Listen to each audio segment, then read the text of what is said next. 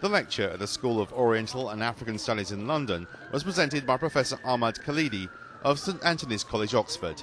He served as an advisor to the Palestinian delegation at the Madrid-Washington peace talks in 1991 to 1993.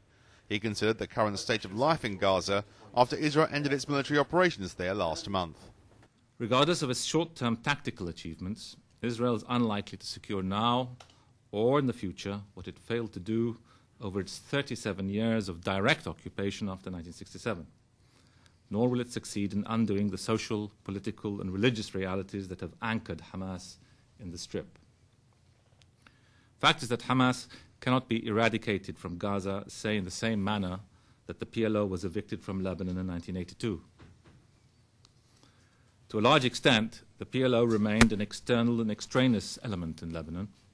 By contrast, Hamas's authentic and widespread presence goes beyond that of the superstructure of its government, its visible institutions, or its military formations. He said the most pressing problem now is who is going to govern Gaza. Any future arrangements regarding reconstruction, security, or the crossings require an authoritative address in Gaza that can uphold an agreement and sustain it, that can manage all normal aspects of daily life in the Strip, including health, education, and the flow of goods and people across the borders with Egypt and Israel.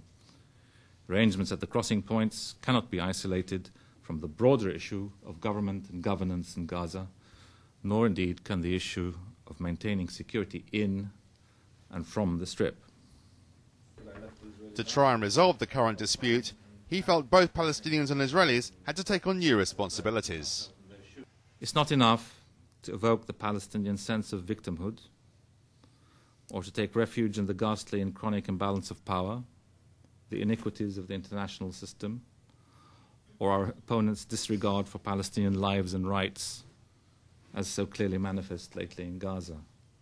We, the Palestinians, must also overcome the culture of chronic inferiority, constant complaint, dependency, and the easy expectation of succor from the international community, as well as the pursuit of endless negotiations without time limit or tangible return. There's no escape from the intertwined fate of Arab and Jew in the land of Israel-Palestine. It's incumbent upon the Israelis to own up to their massive responsibility for the Palestinian predicament, past and present, and to take action to address it.